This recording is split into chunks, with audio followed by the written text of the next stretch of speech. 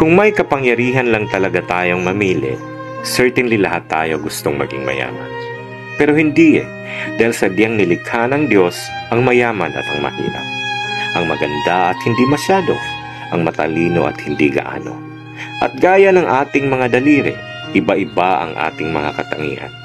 Pero ganun pa man, ang tanging nagbubuklod sa ating lahat ay ang iisang hangaring magkaroon ng maginhawang buhay ang ating bawat pamilya. Kaya kung nasa taas man ang estado mo ngayon, huwag kang feeling perfect. Huwag umastang para kang sino.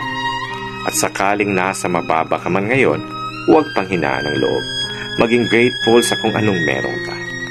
Because success really comes in different forms. Hindi ito tungkol sa yaman lang. Bagkus, ito'y tungkol sa pagkakaroon ng simple at masayang pamilya. Walang mga sakit, may tahimik at payapang isipan. Good morning!